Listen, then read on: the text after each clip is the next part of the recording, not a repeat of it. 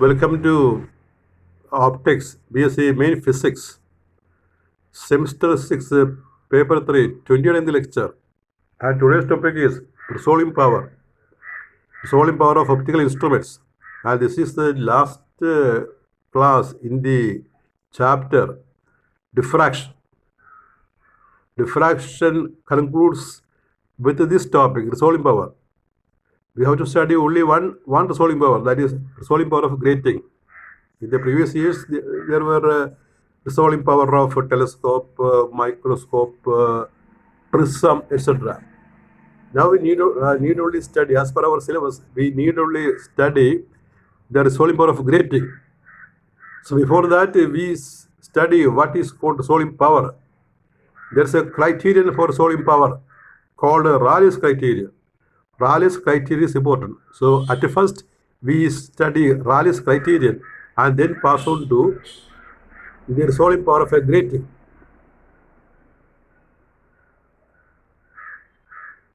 You see what is resolving power. Initially, we define resolving power. Resolving power, the meaning of resolving power. The ability of an optical instrument, microscope, telescope, etc. Instrument example, microscope, telescope, etc. to produce distinct and separate the images of objects objects very close together is called resolving power. The sources, that is objects, to be seen produce diffraction pattern of the diffraction pattern. If these patterns are separated from each other,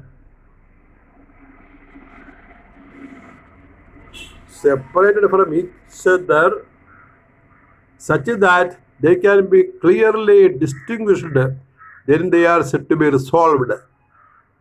But resolving power meaning ആണ് നമ്മൾ പറഞ്ഞിരിക്കുന്നത്. അപ്പൊ തൊട്ടടുത്ത രണ്ട് വസ്തുക്കളുടെ ഇമേജുകൾ വ്യക്തമായും വേർതിരിച്ചും കാണിക്കാനുള്ള ഇൻസ്ട്രുമെന്റ് കഴിവ്, അതിനെ വിളിക്കുന്ന പേരാണ് റിസോൾവിംഗ് പവർ.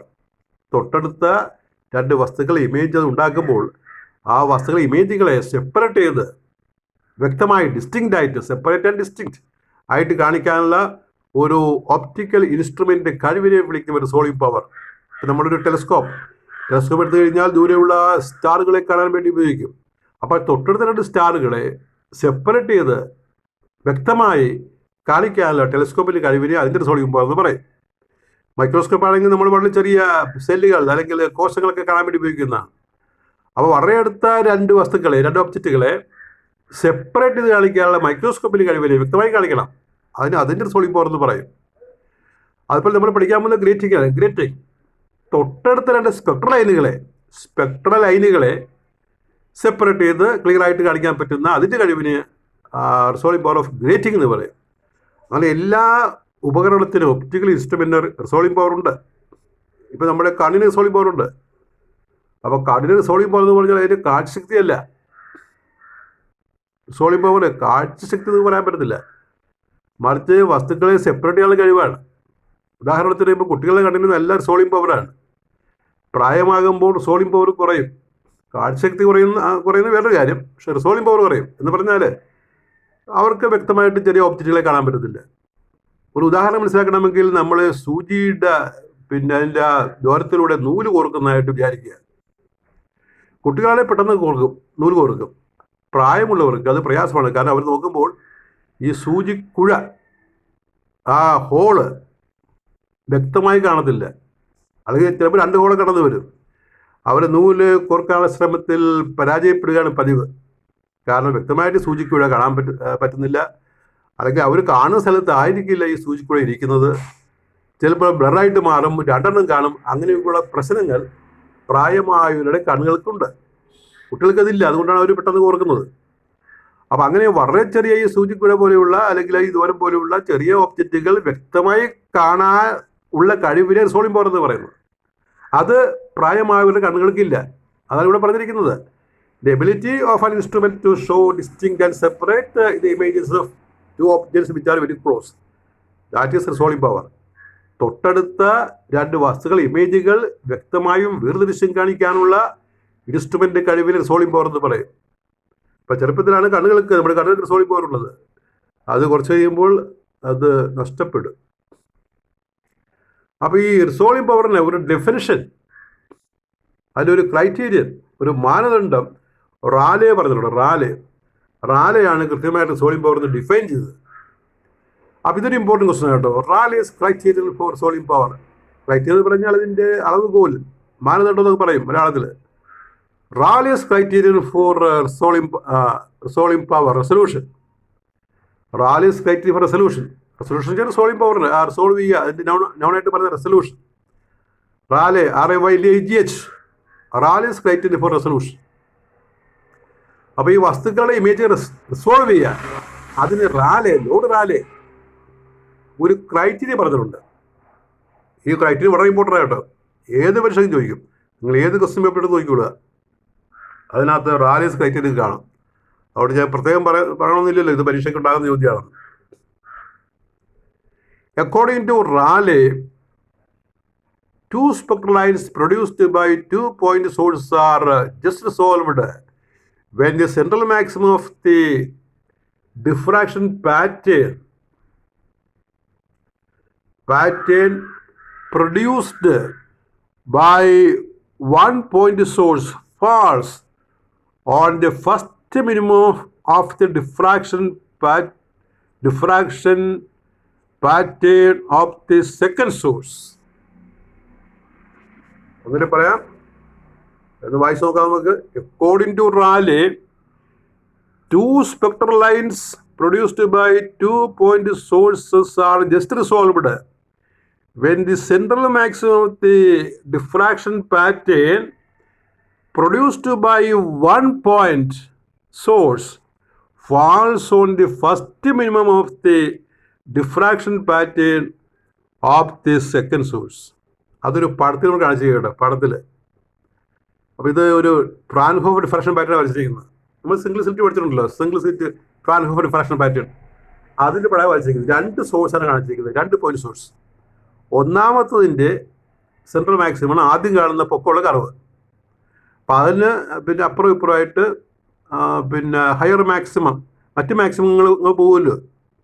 നടുക്കൊരു സെൻട്രൽ മാക്സിമം, പിന്നെ ചെറിയ ചെറിയ പീക്കിലായിട്ട് 2 ദിവസത്തേക്ക് പോകും. ഇങ്ങനെ ഒരു ഗ്രാഫ് നമ്മൾ വരച്ചിട്ടുണ്ട്. അത് വളരെ ഇമ്പോർട്ടൻറ്റ് ഗ്രാഫാണെന്ന് ഞാൻ പറഞ്ഞിട്ടുണ്ട്. ഒരു single slit Fraunhofer diffraction pattern graph.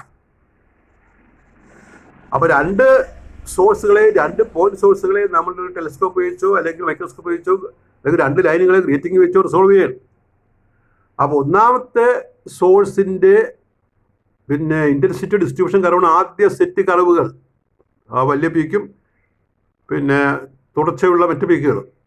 രണ്ടാമത്തെ സോഴ്സിൻ്റെ പിന്നെ പാറ്റേൺ ആണ് ആ ഡോട്ട് കുത്ത് കാണിച്ചിരിക്കുന്ന സെൻട്രൽ മാക്സിമവും മറ്റ് കർവുകൾ. ഈ 2 പോയിന്റ് സോഴ്സ് റിസോൾവ്ഡ് ആണെങ്കിൽ അതിൻ്റെ അർത്ഥം ഒന്നാമത്തിൻ്റെ മിനിമത്തിൽ, ഫസ്റ്റ് കർവിൻ്റെ മിനിമത്തിൽ, അത് റൈറ്റ് സൈഡിൽ താഴെയാണ്, അവിടെ സെക്കൻഡ് കർവിൻ്റെ മാക്സിമം വരണം. ഫസ്റ്റ് കർവിൻ്റെ മിനിമത്തിൽ സെക്കൻഡ് കർവിൻ്റെ സെൻട്രൽ മാക്സിമം വന്നാൽ നമ്മൾ അത് റിസോൾവ് ആകാതെ ഈ 2 സോഴ്സും ജസ്റ്റ് റിസോൾവ് എന്ന് പറയും. If the minimum of the second curve falls on the maximum of the first curve or vice versa, ഈ minimum of the first curve falls on the maximum of the second curve, then the 2 sources are said to be just resolved. അപ്പോൾ ഈ പടത്തിൽ 2 wave length കാണിച്ചിരിക്കും. ഒന്നാമത്തെ wave length lambda, അതിന് മാക്സിമമാണ് മുകളിൽ കാണിച്ചിരിക്കുന്നത്. രണ്ടാമത്തെ തൊട്ടടുത്ത wave length lambda plus d lambda, അതാണ് അടുത്ത് കാണിച്ചിരിക്കുന്നത്. ഈ 2 വേവ് ലെങ്തും പ്രൊഡ്യൂസ് ചെയ്യുന്ന സോഴ്സുകൾ ജസ്റ്റ് റിസോൾവ് ആണെങ്കിൽ ആ പീക്കുകൾ സെപ്പറേറ്റ് ചെയ്ത് വരണം, ഇടയ്ക്ക് നല്ലൊരു ഡിപ്പ് വരണം, ഒരു താഴ്ച വരണം.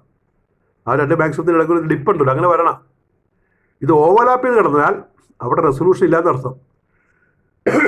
അത് ഒരു ഇമേജ് ഡയഗ്രത്തിലൂടെ വലതുവശം കാണിച്ചിട്ടുണ്ട്. നോക്കിക്കേ, നമ്മളെ ഇൻറ്റൻസിറ്റി കാണിക്കുന്നത് ഇപ്പോൾ ഒരു പോയിന്റ് സോഴ്സിൻ്റെ ഇമേജ് ഒരു ഉപകരണം ഉണ്ടാക്കുമ്പോൾ, ഒരു കോൺവെക്സ് ലെൻസ് ഒരു പോയിന്റ് സോഴ്സിൻ്റെ ഇമേജ് ഉണ്ടാക്കുമ്പോൾ നമുക്ക് പോയിൻ്റായിട്ട് കിട്ടുമെന്ന് പറയുമ്പോഴും അങ്ങനെയല്ലല്ലോ. അതിന് ചുറ്റും ഡിഫ്രാക്ഷൻ ബാൻഡ്സ് കാണുമല്ലോ, റിങ്സ് കാണുമല്ലോ. ഓർക്കുക, ഒരു പോയിന്റ് സോഴ്സിൻ്റെ തൊട്ട് മുമ്പിൽ കോൺവെക്സ് വെച്ചാൽ റൈറ്റ് സൈഡിൽ അല്ലെങ്കിൽ മറ്റേ വശത്ത് സ്ക്രീനിൽ നമുക്ക് ഇമേജ് കിട്ടും, പോയിൻ്റായിട്ട് തന്നെ കിട്ടും. പക്ഷെ ക്ലോസ് എക്സാമിനേഷനിൽ നമ്മൾ കാണുന്നത് ആ പോയിന്റ് സോഴ്സിൻ്റെ ചുറ്റും ഡിഫ്രാക്ഷൻ റിങ്ങുകളായിരിക്കും, ബാൻഡുകളായിരിക്കും. അപ്പോൾ നടുക്കൊരു ഡാർക്ക് സ്പോട്ട്, അല്ലെങ്കിൽ ഇപ്പോൾ ഒരു പോയിന്റ് സോഴ്സ് ആണെങ്കിൽ ഒരു ബ്രൈറ്റ് സ്പോട്ട്, പിന്നെ ഡാർക്ക് റിങ്, ബ്രൈറ്റ് റിങ്, എങ്ങനെയാണ് പോകുന്നത്. അപ്പോൾ ഈ ബ്രൈറ്റിനെ മാക്സിമം ഒന്നും ഡാർക്കിനെ മിനിമം എന്നും പറയും. അപ്പോൾ ഒന്നാമത്തെ സോഴ്സിൻ്റെ ഡാർക്ക് സ്പോട്ടാണ് മുകളിൽ കാണുന്നത്. അതിൻ്റെ ഫസ്റ്റ് മിനിമമാണ് ചുറ്റിനും വരച്ചിരിക്കുന്ന വര, ഫസ്റ്റ് മിനിമമായിട്ട് വിചാരിച്ചാൽ മതി. രണ്ടാമത്തെ സെൻട്രൽ മാക്സിമം താഴെ കാണിക്കുന്ന സ്പോട്ട്, അതിന് ചുറ്റുമുള്ള ഫസ്റ്റ് മിനിമമാണ് ആ സർക്കിൾ. ഈ രണ്ട് സോഴ്സുകൾ റിസോൾവ്ഡ് ആണെങ്കിൽ, ഇമേജ് റിസോൾവ്ഡ് ആണെങ്കിൽ, ഒന്നാമത്തിൻ്റെ മാക്സിമത്തിൽ ആ സ്പോട്ടിൽ രണ്ടാമത്തിൻ്റെ മിനിമം, രണ്ടാമത്തെ റിങ്, ആ ഡാർക്ക് റിങ് വരണം, ഇതാ കാണുന്ന പോലെ വരണം. അങ്ങനെയാണെങ്കിൽ എസ് റിസോൾവ്ഡ്. അതിലും കൂടുതലകന്നിരുന്നാൽ മോർ റിസോൾവ്ഡ്. പക്ഷെ ഇങ്ങോട്ട് മാറിയിരുന്നാൽ നോട്ട് റിസോൾവ്ഡ് ആയിരിക്കും. അതാണ് മീനിങ്. അതിവിടെ ഒന്ന് എക്സ്പ്ലെയിൻ ചെയ്ത് വെച്ചിട്ടുണ്ട്. ആ എക്സ്പ്ലനേഷൻ ഒന്ന് വായിച്ച് മനസ്സിലാക്കണം ഞാൻ ഈ പറഞ്ഞ കാര്യങ്ങൾ. ആ പടമൊക്കെ ഒന്ന് ശ്രദ്ധിച്ച് വരക്കണം, എന്നാലേ മനസ്സിലാവുള്ളൂ. Consider to close wavelengths lambda and lambda plus d lambda. The separation between the two depends on the value of d lambda. If d lambda is large, the central maxima are well separated. For the limiting value of d lambda, the central maximum of one coincides with the first minimum of the other, as shown in the figure. The resultant intensity has a clear dip in the middle, and hence the two spectral lines. Hence the two spectral lines are said to be just resolved. Question: explain Raleigh's criterion for a solution. Very important question. അപ്പോൾ നോക്കിക്കേ, ആ പടം വരയ്ക്ക് നോക്ക്. പടം വരയ്ക്കുമ്പോൾ ഓർത്തോളം കേട്ടോ, നമ്മൾ ആദ്യം ഒരു ഫസ്റ്റ് ആ ലാംഡയുടെ നേരെ ഒരു ഫസ്റ്റ് മാക്സിമം വരച്ചു, പിന്നെ മിനിമം വരച്ച് റൈറ്റിലേക്ക് പോകണം, പിന്നെ ഇടത്തോട്ടും പോകണം. പിന്നെ രണ്ടാമത്തിൻ്റെ ആ ലാംഡ പ്ലസ് ഡി ലാംഡയുടെ മാക്സിമം വരയ്ക്കുമ്പോൾ ആ മാക്സിമം ഒന്നാമത്തിൻ്റെ ഫസ്റ്റ് മിനിമത്തിൽ വരണം. ആ ഒന്നാമത്തെ കർവ് താഴെ ഒന്നും മുട്ടത്തില്ല, അവിടെ വരണം മറ്റേ മാക്സിമം. അങ്ങനെ വന്നാൽ ജസ്റ്റ് റിസോൾവ്ഡ്. അതിലും കൂടുതലാകുന്നിരുന്നാൽ മോർ റിസോൾവ്ഡ്. ചേർന്നിരുന്നാൽ ആ ഒരു ഡിപ്പുണ്ടല്ലോ, മുകളിൽ ഡിപ്പ്, താഴ്ച, അതില്ലെങ്കിൽ റിസോൾവ്ഡ് അല്ല എന്നാണ് അർത്ഥം. ഇതാണ് റാലി പറഞ്ഞ റാലീസ് ക്രൈറ്റീരിയൻ. അപ്പോൾ റാലീസ് ക്രൈറ്റീരിയൻ്റെ ഒരു ഡയഗ്രമാറ്റിക് റെപ്രസെൻറ്റേഷനാണ് ഈ പടത്തിൽ കൊടുത്തിരിക്കുന്നത്. നിങ്ങൾ പരീക്ഷയ്ക്ക് റാലീസ് ക്രൈറ്റീരിയൻ എഴുതുമ്പോൾ ഈ പടം വ്യക്തമായിട്ട് വരച്ചിരിക്കണം. അതിൻ്റെ ഒരു സ്പോട്ട് അല്ലെങ്കിൽ ബാൻഡ് ഡയഗ്രമാണ് റൈറ്റ് സൈഡിൽ കൊടുത്തിരിക്കുന്നത്. അപ്പോൾ ഈ ആദ്യ പടം വളരെ ഇമ്പോർട്ടൻ്റാണ് റാലീസ് ക്രൈറ്റീരിയൻ്റെ ഉത്തരത്തിൽ. അത് നിങ്ങളൊന്ന് വരച്ച് പഠിക്കണം. വരച്ച് ഫോട്ടോ അയക്കുകയാണെങ്കിൽ ഞാൻ പറയാം, ശരിയാണോ തെറ്റാണോ എന്ന് പറയാം. You draw it and send me a copy. ഇനിയാണ് നമ്മൾ RPF ഗ്രേറ്റിംഗ് പറയുന്നത്. RPF means resolving power. RPF grating, transmission grating, light കടത്തിവിടുന്ന grating, transmission. Resolving power of transmission grating, diffraction grating. RPF grating is defined as the ability to show distinct and separate in two spectral lines whose wavelengths are very close together. അപ്പോൾ അത് നമ്മൾ നേരത്തെ പഠിച്ച definition തന്നെ. തൊട്ടടുത്ത രണ്ട് spectral ലൈനുകളെ വ്യക്തമായും വേർതിരിച്ചും separate ആയിട്ടും ക്ലിയർ ആയിട്ടും കാണിക്കാനുള്ള ആ ഗ്രേറ്റിങ്ങിൻ്റെ കഴിവിനെ വിളിക്കുന്ന പേരാണ് റിസോൾവിംഗ് പവർ. ഇപ്പോൾ എക്സാമ്പിളായിട്ട് പറയുന്നത് ഇപ്പോൾ സോഡിയം യെല്ലോ ലൈറ്റാണ്. സോഡിയം യെല്ലോ ലൈറ്റിൽ രണ്ട് വേവ് ലെങ്ത് ആണല്ലോ, 5896 ആൻഡ് 5890. 6 ആങ്സ്ട്രമാണ് വ്യത്യാസം ഡി ലാംഡ. അപ്പോൾ ഇങ്ങനെ ഈ 6 ആങ്സ്ട്രം വ്യത്യാസമുള്ള സോഡിയം ലൈനുകളെ സെപ്പറേറ്റ് ചെയ്ത് വ്യക്തമായിട്ട് ഒരു ഗ്രേറ്റിങ്ങിന് കാണിക്കാൻ പറ്റുമെങ്കിൽ ആ ഗ്രേറ്റിങ്ങിന് നല്ലൊരു സോളിംഗ് പവർ എന്ന് പറയും. ഇപ്പോൾ ലൈൻസിനെ സെപ്പറേറ്റ് ചെയ്ത് കാണിക്കാനല്ല, ക്ലിയറായിട്ട് കാണിക്കണം. അതിനാണ് സോളിംഗ് പവർ എന്ന് പറയുന്നത്. ഇനി ഗ്രേറ്റിങ്ങിന് ഇത് എങ്ങനെ അളക്കാൻ നോക്കുന്നു? This measured as the ratio of wave length of any spectral line to the difference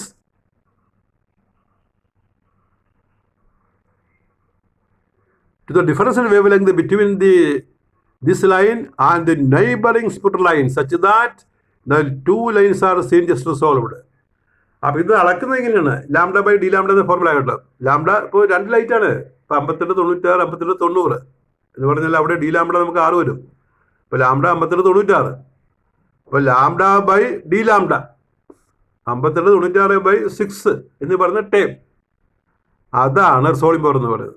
four a grating R is lambda by d lambda. ഒന്നാമത്തെ വേവ് വരുന്നത് ലാംഡ, രണ്ടാമത്തെ വേവ് വരുന്നത് lambda plus d lambda, difference d lambda. അപ്പോൾ R P അളക്കുന്നത് lambda by d lambda എന്ന ഫോർമുലയാണ്. ഇപ്പോൾ 58 96 58 90 58 96 50 to 90 ആണെങ്കിൽ ലാംഡ 50 to 90 എടുത്താൽ മതി, കാരണം ലാംഡ പ്ലസ് ഡി ലാംഡ എന്നാണല്ലോ. അപ്പോൾ ലാംഡ 50 to 90 എടുത്താൽ മതി, ഡി ലാംഡ 6 എടുത്താൽ മതി. എന്നിട്ട് വായിക്കുന്നതാണ് അതിൻ്റെ സോളിംഗ് പവർ ഗ്രേറ്റിങ്ങിൻ്റെ. ഇത് കണ്ടിരിക്കുന്നത് എന്താണെന്നറിയാമോ?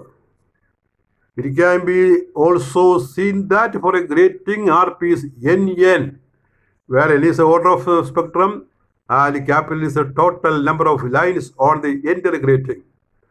അപ്പോൾ ഇത് അളക്കുന്ന ഈ ആർ പി അളക്കുന്ന മറ്റൊരു ഫോർമുലയാണ് NN എന്ന ഓർഡർ, സ്പെക്ട്രം ഓർഡറാണ്. ഫസ്റ്റ് സെക്കൻഡ് തേർഡ് എന്ന് പറയത്തില്ലേ.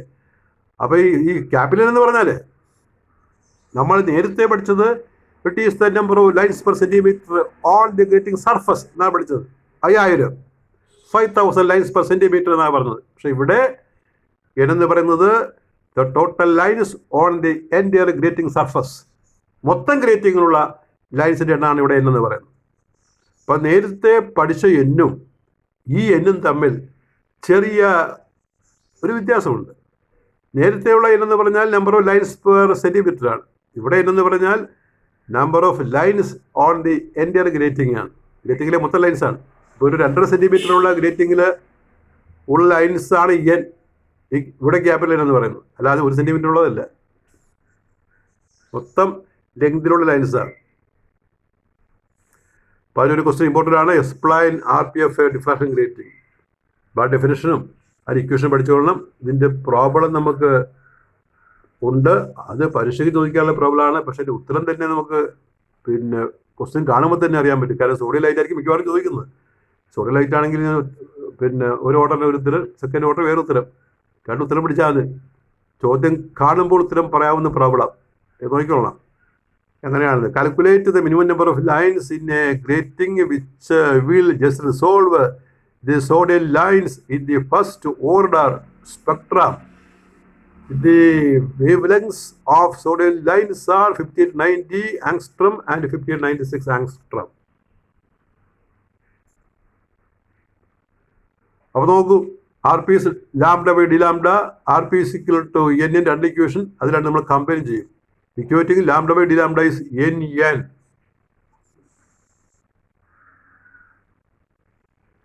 That is N is lambda by small d lambda. Lambda is 5890, d lambda is 6. So N is 5890 by 1 into 6. First order, that is 982 lines. അപ്പോൾ ആ entire grating സർഫസിൽ 982 lines ഉണ്ട്. ഇതേ problem തന്നെ നമുക്ക് second order ചോദിക്കാം. ഈ സോഡിയം ലൈറ്റിന് സെക്കൻഡ് ഓർഡർ ചോദിക്കാം. സെക്കൻഡ് ഓർഡർ ചോദിച്ചാൽ ഉത്തരം അതിൻ്റെ പകുതിയായിരിക്കും, അതാണ് താഴെ ഇരിക്കുന്നത് 491, അതും ചോദിക്കും. അപ്പോൾ ഒരു പ്രോബ്ലം റിപ്പീറ്റ് ചെയ്തതിന് പകരം ഒരു നോട്ടായിട്ട് കൊടുത്തിരിക്കുകയാണ്. If the order is 2, small n is 2, then capital N is 491. നേരത്തെ കിട്ടിയ 982ൻ്റെ പകുതി. സെക്കൻഡ് പ്രോബ്ലം ആകട്ടോ, സെക്കൻഡ് പ്രോബ്ലം ഒരു നോട്ടായിട്ട് കൊടുത്തിരിക്കുകയാണ്. നമ്മൾ സ്പേസ് ടൈം ലാഭിക്കുകയാണ്. ഇനി നമ്മൾ അടുത്തൊരു problem, calculate the minimum number of lines per centimetre in A 1 inch grating.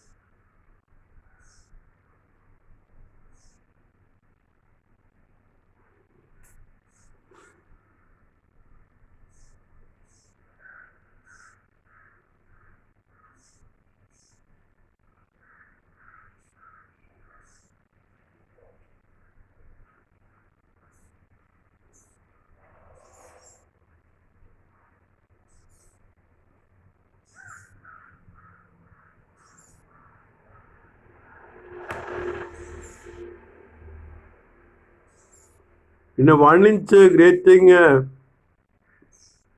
with which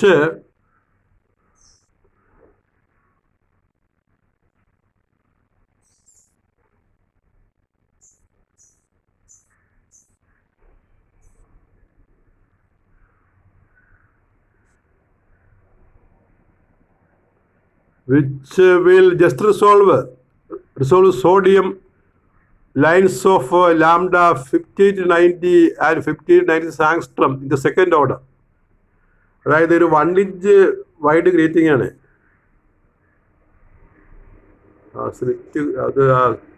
ആ സ്ലൈഡ് കുറച്ച് ഇറങ്ങിപ്പോയി. അപ്പം ഞാനൊന്ന് പറഞ്ഞേക്കാം.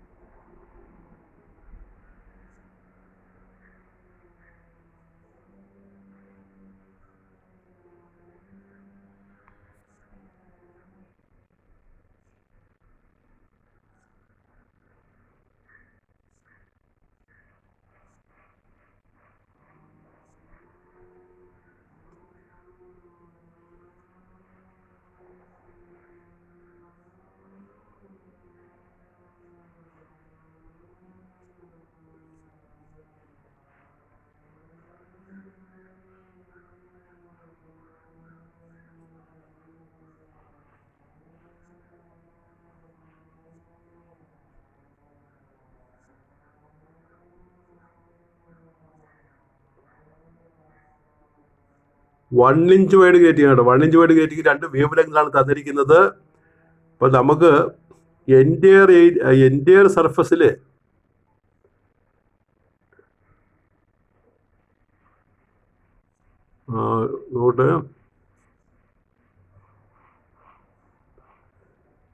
Calculate minimum number of lines per centimetre ആണ് കേട്ടോ. Calculate minimum number of lines per centimetre ആണ്. അപ്പോൾ ഇവിടെ പിന്നെ നമുക്ക് ലാംഡ തന്നിട്ടുണ്ട്, പിന്നെ സെക്കൻഡ് ഓർഡർ ആണ്. അപ്പം നമ്മൾ ചെയ്യുമ്പോൾ നമുക്ക് കിട്ടുന്നത്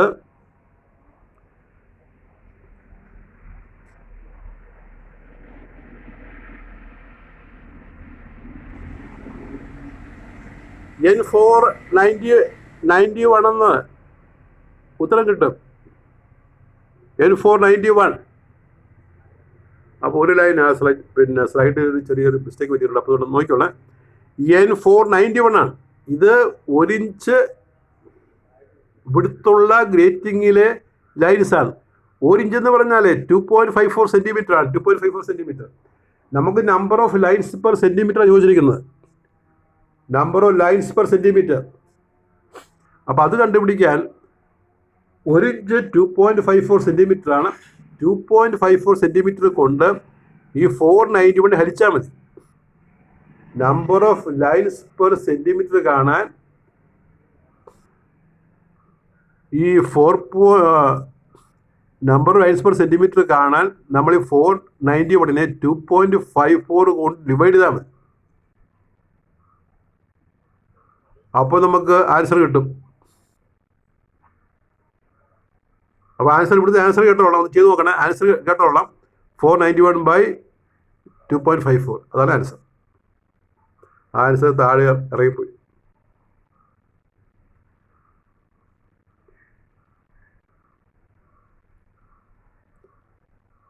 അടുത്തത് calculate the number of lines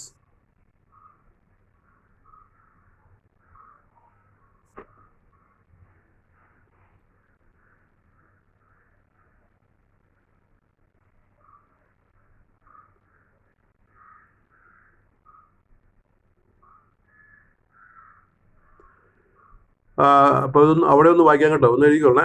calculate the number of lines on a grating. Calculate number of lines a grating must have. അങ്ങനെ എഴുതിയാൽ മതി കേട്ടോ. Calculate the number of lines a grating must have. ഒന്ന് തിരുത്തിക്കൊള്ളേ. അവിടെ ഒരു സ്ലൈഡ് മിസ്സിങ് ആയിട്ടുണ്ട്. Calculate the number of lines a grating must have such that it just resolve the second order lines whose wavelengths are 5770 and 5790 angstrom. അപ്പോൾ second ഓർഡറിൽ ഈ 5770 5790 lines പിന്നെ resolve ചെയ്യണം. അതിൽ ഗ്രേറ്റിങ്ങിൽ എത്ര ലൈൻസ് പെർ സെൻറ്റിമീറ്റർ കാണാം. അപ്പോൾ ഇവിടെ ഒരു സെൻറ്റൻസ് കൂടി ഉണ്ട്. ആ ഗ്രേറ്റിംഗ് വിഡ്ത്ത് ഉണ്ട്. ഗ്രേറ്റിംഗ് വിഡ്ത്ത് 2 സെൻറ്റിമീറ്റർ മുകളിലുണ്ട്. ബ്രാക്കറ്റ് കൊണ്ട് എഴുതിക്കുള്ളൂ.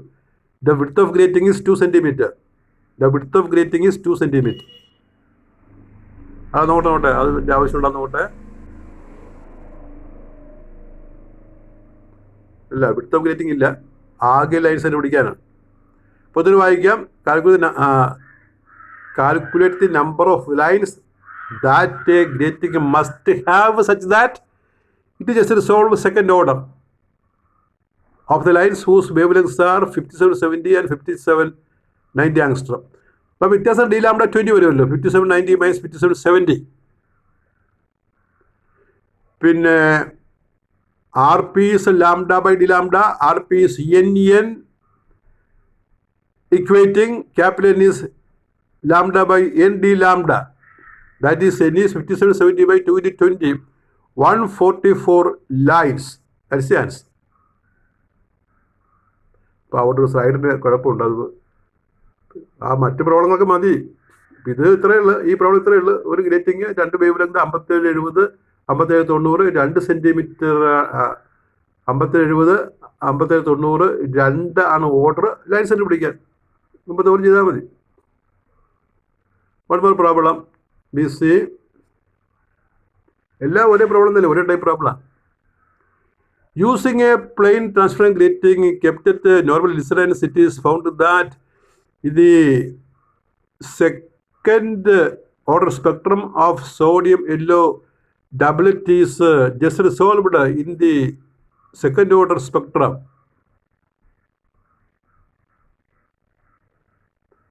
What is the minimum number of lines present on the grating? Assume that the yellow lines are yellow sodium doublet has a mean wavelength of 5893 angstrom and difference between the lines is 6 angstrom.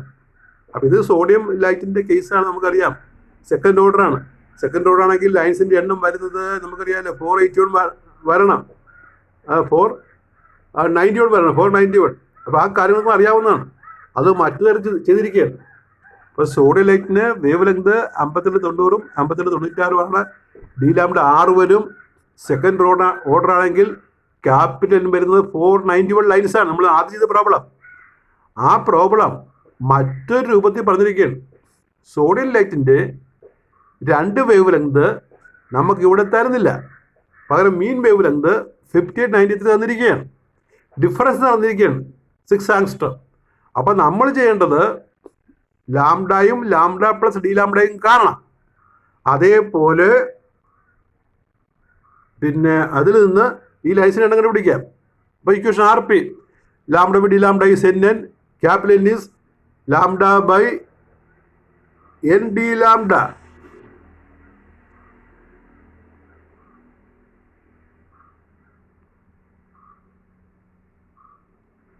അപ്പോൾ നമ്മളിവിടെ എഴുതുമ്പോൾ using the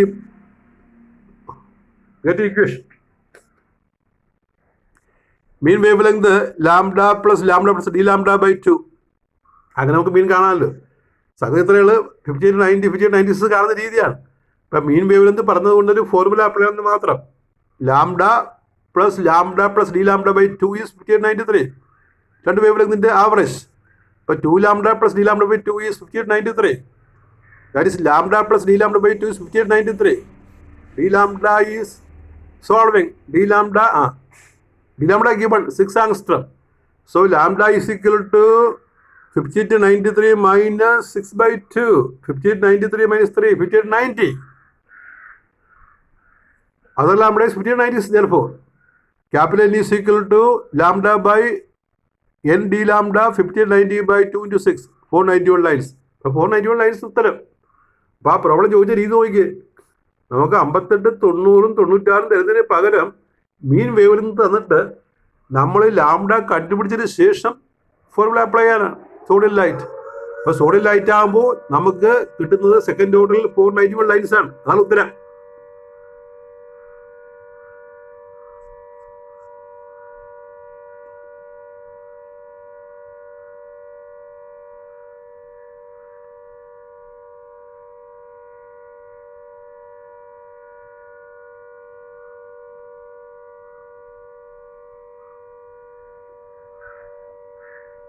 ഇനി നമുക്കൊരു 2 question കൂടി അവശേഷിക്കുന്നുണ്ട്. ഒന്നാമത്തെ absent spectra എന്നുള്ള short ആൻസറാണ്. Absent Spectra.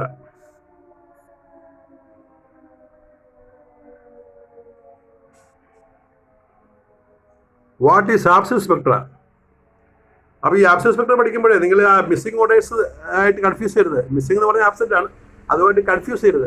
എവിടെയാണ് മിസ്സിംഗ് ഓർഡർ പഠിച്ചത്? അത് ഡബിൾ സ്ലിറ്റ് ഡിഫ്രാക്ഷനകത്താണ് മിസ്സിംഗ് ഓർഡർ പഠിച്ചത്. ഫ്രാൻഹോഫർ ഡബിൾ സ്ലിറ്റ് ഡിഫ്രാക്ഷനകത്താണ് മിസ്സിംഗ് ഓർഡർ പഠിച്ചത്. Missing order spectrum, missing order of lines.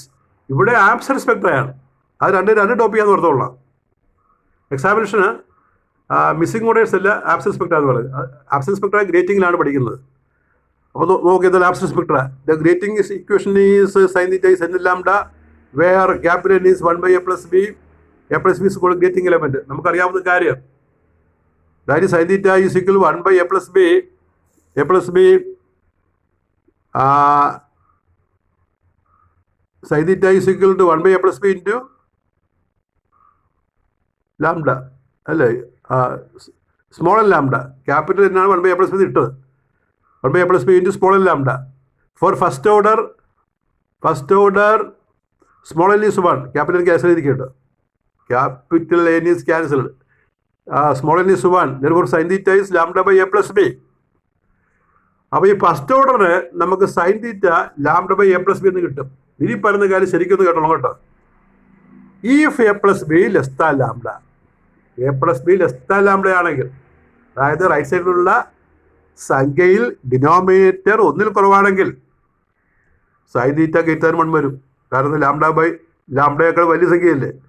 അപ്പോൾ സൈൻ ലാംഡയേക്കാൾ ചെറിയ സംഖ്യ താഴെ വരുമ്പോൾ ഉത്തരം 1 കൂടുതൽ വരും. Sine theta greater 1. അത് പോസിബിൾ അല്ലല്ലോ. സൈൻ തീറ്റയ്ക്ക് ഒരിക്കലും 1 കൂടുതൽ വാല്യൂ വരത്തില്ല. This is impossible. സൈൻ തീറ്റയ്ക്ക് 1 കൂടുതൽ വരുന്ന ഒരു കേസ് ഇല്ല. കാരണം sin 90 ആണ് മാക്സിമം വാല്യൂ 1. അപ്പോൾ സൈൻ തീറ്റ 1 കൂടുതൽ എന്ന് പറഞ്ഞാൽ ഇമ്പോസിബിൾ ആണ്. This is impossible. The meaning is first order spectrum is absent in the spectrum of grating. അപ്പോൾ a + b less than lambda ആണെങ്കിൽ ഫസ്റ്റ് ഓർഡർ സ്പെക്ട്രം ആബ്സെന്റ് ആയിരിക്കും. Similarly if a + b less than 2 lambda second order spectrum is absent. In general if a + b less than n lambda the absent spectrum is nth order. This explains absent spectra. So the question is explain absent spectra in diffraction grating. അപ്പോൾ അവിടെ ഞാൻ നേരത്തെ പറഞ്ഞ കാര്യം ബ്രാക്കറ്റിൽ കൊടുത്തിട്ടുണ്ട്. Don't confuse with missing orders in two slit diffraction pattern. ഇനി ഒരു ക്വസ്റ്റ്യൻ കൂടി ഉണ്ട്, ഒരു ഇമ്പോർട്ടൻറ്റ് ക്വസ്റ്റ്യൻ ആണ്. അപ്പം നമ്മുടെ ഈ ഡിഫ്രാക്ഷൻ ചാപ്റ്റർ ഇവിടെ തീരുന്നതുകൊണ്ട് നമുക്ക് ഈ ക്വസ്റ്റ്യൻ കൂടെ അത്യാവശ്യം ഓർത്തിരിക്കണം. ഇതൊരു പരീക്ഷ ക്വസ്റ്റ്യൻ കൂടിയാണ്. Distinction between interference and diffraction അല്ലെങ്കിൽ ബാൻസ്, അവയുടെ ബാൻസ് തമ്മിലുള്ള വ്യത്യാസം. അപ്പോൾ ഈ 2 ചാപ്റ്റർ പഠിച്ചു കഴിഞ്ഞിട്ട് ഇന്റർഫറൻസ് ഡിഫ്രാക്ഷൻ പഠിച്ചു കഴിഞ്ഞു. നമ്മൾ ഏതായാലും ചോദിക്കുകയാണ് എന്താണ് ഇന്റർഫറൻസ് ഡിഫ്രാക്ഷൻ തമ്മിൽ വ്യത്യാസം. അപ്പോൾ വ്യത്യാസം വെച്ച് പലർക്കും പെട്ടെന്ന് പറയാൻ പറ്റത്തില്ല. കാരണം രണ്ടാമത്തെ ബാലൻസ് ഉണ്ട്. അപ്പോൾ എന്താണ് വ്യത്യാസം എന്ന് ചോദിച്ചാൽ രണ്ടും ഒരുപോലെയാണ് പലർക്കും തോന്നുന്നത്. പക്ഷേ രണ്ടും 2 കാര്യങ്ങളാണെന്നുള്ളത് മനസ്സിലാക്കാനായിട്ടാണ് നമ്മൾ ഈ ഒരു ക്വസ്റ്റ്യൻ കൊടുത്തിരിക്കുന്നത്. നിങ്ങൾ ആലോചിച്ച് ഇപ്പോൾ ഞാൻ ചോദിക്കുക what is the difference between interference diffraction. അപ്പോൾ പെട്ടെന്ന് ചിലർക്ക് പറയാൻ പ്രയാസമുണ്ട്. കാരണം അവിടെയും ബാലൻസ് ഉണ്ടാകും, ഇവിടെയും ബാലൻസ് ഉണ്ടാകും. അവിടെ നമ്മൾ ന്യൂട്ടൺ സ്ട്രിങ്സ് ഒക്കെ പഠിച്ചിട്ടുണ്ട്, ഡബിൾ സ്ലിറ്റ് എക്സ്പെരിമെൻ്റ് ഒക്കെ പഠിച്ചിട്ടുണ്ട്. ഇവിടെ നമ്മൾ single slit, straight edge, grating പഠിച്ചിട്ടുണ്ട്. എല്ലായിടത്തും ബാലൻസ് ആണ് ഉണ്ടാകുന്നത്. എന്താണ് വ്യത്യാസം? ഇതാണ് ഈ കാണുന്നതാണ് വ്യത്യാസം. Interference. It is a result of interaction of light coming from different wave fronts. 2 വ്യത്യസ്തമായ വേവ് ഫ്രണ്ടിൽ നിന്ന് ലൈറ്റ് വന്ന് കൂടിച്ചേർന്നിട്ടാണ് ഇന്റർഫറൻസ് ഉണ്ടാകുന്നത്. അതായത് നമ്മൾ യങ്സ് ഡബിൾ സ്ലിറ്റ് അറിയാൻ പാടില്ല, 2 സ്ലിറ്റ് വേണമെന്നുള്ള പറഞ്ഞു. ഡിഫ്രാക്ഷൻ എന്താണ്? Diffraction is the result of interaction of light coming from different parts of the same wavefront. അപ്പോൾ different wavefront, same wavefront, അതാണ് വ്യത്യാസം. ഡിഫ്രാക്ഷനകത്ത് ഒരു സ്ഥലത്ത് നിന്ന് വരുന്ന ലൈറ്റ് നമ്മൾ പലതായിട്ട് സ്പ്ലിറ്റ് ചെയ്ത് ഒരു ഒബ്സ്റ്റക്കിൾ തട്ടി പല ലൈറ്റ് ഉണ്ടായിട്ടാണ് ഡിഫ്രാക്ട് ചെയ്യുന്നത്. അപ്പോൾ ഒരു സ്ലിറ്റിൽ നിന്ന് വരുന്ന ലൈറ്റ് പലതായിട്ട് മാറിയിട്ട് ഡിഫ്രാക്ഷൻ. പക്ഷേ 2 സ്ലിറ്റ് കൂടി ചേരുന്നതാണ് ഇൻ്റർഫറൻസ്, 2 സ്ലിറ്റിലെ ലൈറ്റ്. അപ്പോൾ അതാണ് ഒരു വ്യത്യാസം. ഇത് നമുക്ക് ബാൻഡ്സ് പറയുമ്പോൾ interference fringes may or may not be of the same width. Interference ഫ്രിഞ്ചസിന് ഒരേ വീതിയാകാം, അല്ലാതാകാം. Diffraction fringes are not of same width. Diffraction ഫ്രിഞ്ചസിന് ഒരിക്കലും ഒരേ വിഡ്ത്തല്ല. നമ്മൾ ന്യൂട്രൽ സൈസ് കണ്ടതല്ലേ, പുറത്തോട്ട് ചെല്ലുന്നവർ അടങ്ങിക്കൊണ്ടിരിക്കും. അടുത്തത് പിന്നെ മൂന്നാമത്തെ ഒരു ഡിഫറൻസ്,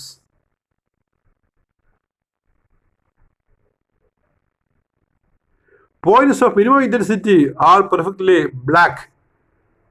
ഡാർക്ക് ബാൻഡ് എന്ന് പറഞ്ഞാൽ പെർഫെക്റ്റ്ലി ഡാർക്ക് ആയിരിക്കും, ബ്ലാക്ക് ആയിരിക്കും. Points of minimum intensity are not perfectly black.